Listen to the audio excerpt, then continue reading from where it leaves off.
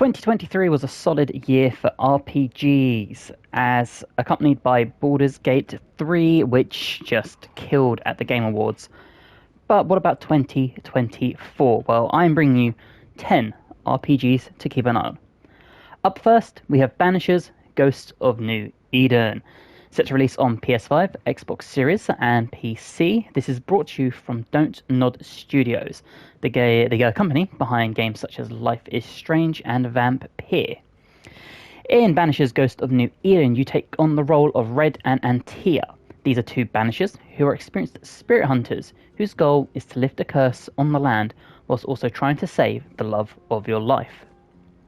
In this game, player choices really matter. Red uses combat-type weapons, and Antea uses ethereal attacks to give you a nice contrast between the characters, also representing the situations they are in. This game utilizes an inventory system as well as a skill tree to tailor each character to your type of playstyle.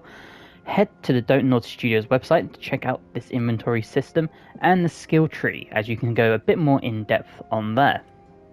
Second, we have Rise of the Ronin. Now, this is a game that I'm personally very excited for. It gives me really good Ghost of Tsushima vibes. This is set to release in March 2024, and it's coming to PS5. Now, this is an exclusive, please bear that in mind. Rise of the Ronin is brought to you by Team Ninja, who you might know for games such as Nioh, Dead or Alive, and Ninja Gaiden.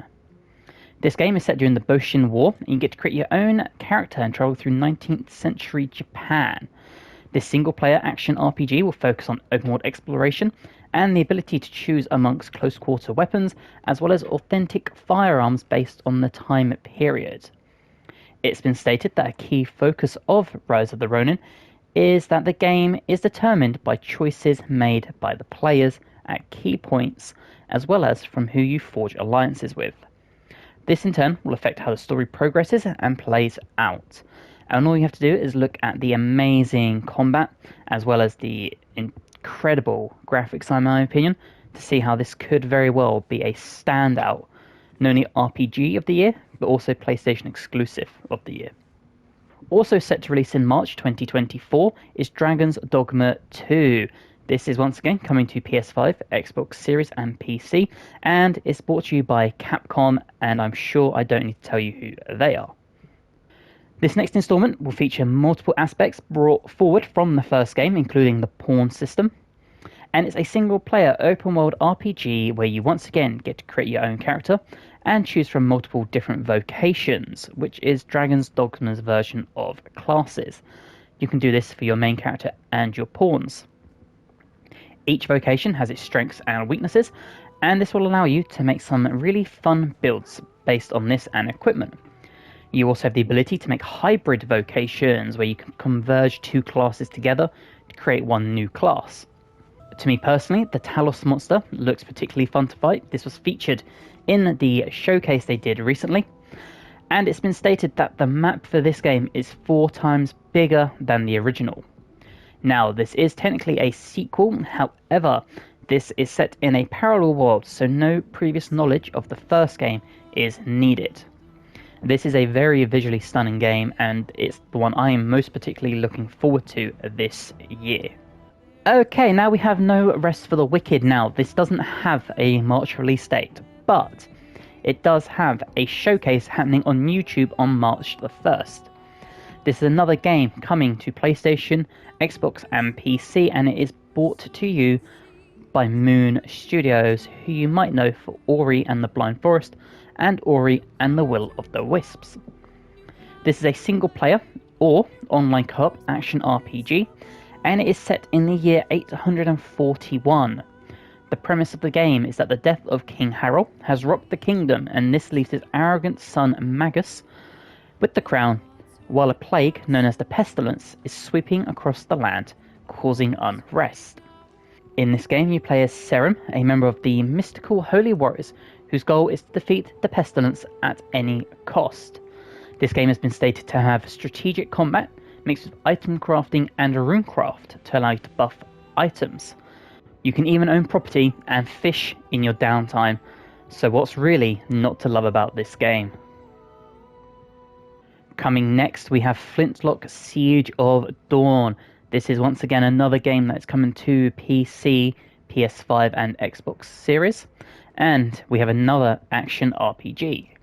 This time, the player will take on the role of Nor Vanek, an explosion expert and the leader of the Black Stream Sappers.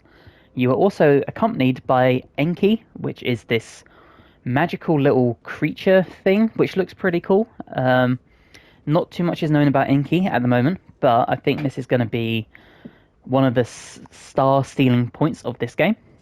In this game, the door to the Great Below has been opened, and this has unleashed the gods and their armies of the dead on the land, causing our character, Nor Vanek, to try and recruit her Blackstream Sappers to defeat this. This game features an open world spanning from deserts to ruins, including to the city of Dawn, and all of this looks very visually stunning in my opinion. The combat mixes gunplay, magic and axe wielding to create combos and allow you to make a fighting style that once again suits how you want to play the game. Keep an eye on this one. I think this might be a dark horse that no one's really talking about. Obsidian Studios make the list with Avowed. Now, you have probably seen this game, so far stated to come to PC and Xbox at time of recording. Us PlayStation guys can have our fingers crossed. Obsidian are the makers of this game, and this is from the studio that brought you Pillars of Eternity, Tyranny, and Fallout New Vegas. And this game itself, Avowed, is set in the same universe as Pillars of Eternity. However, it has been stated that you need no previous knowledge of Pillars of Eternity 1 or 2 to be able to pick this game up. Avowed is an action RPG in first-person perspective, similar to a game like Skyrim, which is a stark contrast to Pillars of Eternity's party-based isometric top-down style. It is said to not be open world, however, it does feature large open zones for the players to explore. So to me, this sounds very much akin to a Dragon Age Inquisition or a Greedfall type game, where there's loading screens between the areas, but a small open world for you to explore within that region. In this game, you're allowed to use a mix of swords, bows, firearms, shields, and magic abilities as an envoy from the Adair Empire sent to investigate a mysterious plague that has spread to the living lands. Once again, another game on this list about a plague or great evil spreading across the land. Bit of a theme for the year 2024.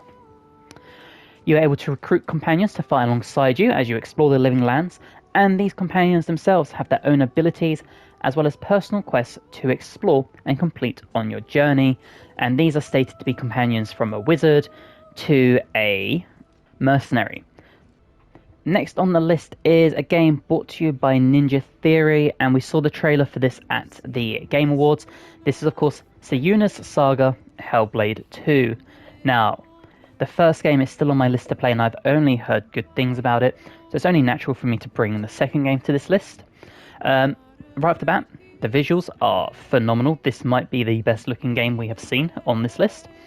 And as stated, it is a sequel to Hellblade Sayuna's Sacrifice.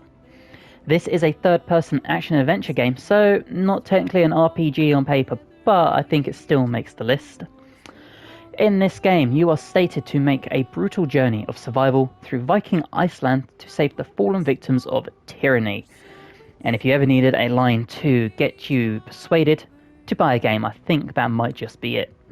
As I've stated, I have not played the first game, however, elements said to be included from the first game that have carried over are things such as puzzles, runes to progress, permadeath, and an examination of Sayuna's mental state, and that is a direct quote. That means nothing to me at time of recording, however I'm sure that becomes more obvious when you play the first game. They also introduced a new fighting style, which has been described to be more realistic and dynamic than the first game. This is stated to be coming to Xbox Game Pass on day one, so if you have that, there's no real reason for you not to give this a try.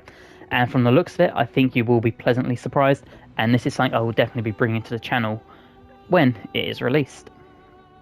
Okay, next up we have a game that I've been anticipating for years, probably the game I am the most excited for, not just this year, but any year. However, I cannot say that I'm excited to play it for this year, because who knows if it's actually coming out this year. It's been in development hell for ages, and that is Dragon Age Dreadwolf. There's a full reveal slated for summer 2024, but no release date has been published, as I said. This is coming to PC, Xbox, and PS5, and will be brought to you by BioWare. Dragon Age Dreadwolf is, of course, the fourth game in the franchise. Not much is known about this game, however, based on the previous three Dragon Age games and the Mass Effect franchise, we can take some guesses at this will be a party-based RPG, taking you to multiple areas within Thedas. It is, of course, the sequel to Dragon Age Inquisition, with the player and their companions hunting down Solus after the end of Inquisition and the revelation that came out at that.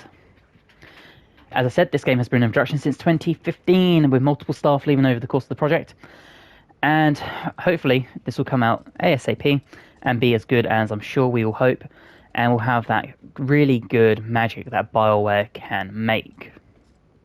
Now we move on to another game that has no release date, but this is Greedfall 2.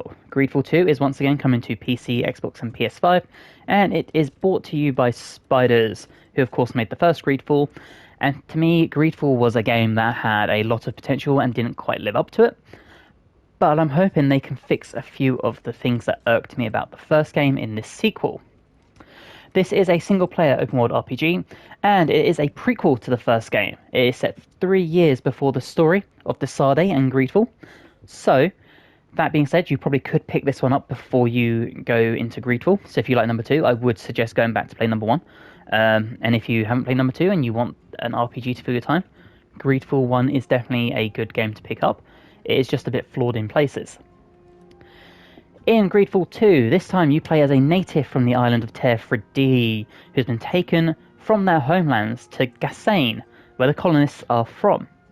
You get to create your character, as well as find companions to join your journey, very similar to the first game, and you get to forge new relationships with these companions, whether it be friends, rivals, or even lovers. Similar to the first game, you need to utilize a mixture of combat, diplomacy, and cunning to resolve quests, and, as quoted by the developers, end one man's ambitions of conquest. I really do think this could be another dark horse on this list. I think Greedfall is a game that more people should give a try, despite it not being as perfect as I hoped. And I really think Greedfall 2 has the potential to blow a lot of games on this list out of the water, as long as it lives up to that potential. Finally, we have the Gothic Remake. Now this is coming to PS5, PC, and Xbox, and once again THQ Nordic are back at it again with another classic remaster of a game which is 23 years after its initial release. Now THQ Nordic are of course the company behind the Titan Quest remake, I say remake, the remaster, as well as the Kingdoms of Amalur Re-Reckoning remaster. And both those games I think are very, very good. In fact, I had a great time with Kingdoms of Amalur. So I have full confidence and faith that THQ Nordic are going to smash it out of the park again with this one. In the Gothic Remake, you take the role of a nameless hero who is a convicted prisoner within the colony. Now, the prisoners within the colony have been tasked with mining magical ore by the king to face an impending orc invasion. However, things go awry and the colonists take over the mine. This is all I know about the story. I'm avoiding spoilers because I have never played the original Gothic game. But it has been described as a faithful remake with a modernised combat system, which is something that the original game was criticised for. This game is a bit of a cult classic, and I really think this could be a game that introduces people back into the world of Gothic. And if it does really well, there's no reason they couldn't remake the others. So yeah, I think that this is a game that should be on a lot of people's lists. And I think it's a game that, based on THQ Nordic's history with remasters, I don't think we have anything to worry about. I think it's safe to assume we're going to get a very, very good remaster of a classic game that was amazing back in the time. That is my 10 games to watch out for in 2024. More specifically, 10 RPGs, because we are an RPG-based channel. If you have enjoyed, please let me know in the comments below and let me know what games you are looking forward to. It doesn't have to just be RPGs. Let me know what is on your list to play this year. Hopefully, I will see you guys in the next video, whether it be a live stream, a let's play, or another video like this. And if you haven't already, please consider subscribing to the channel as it helps me amazingly. Bye guys.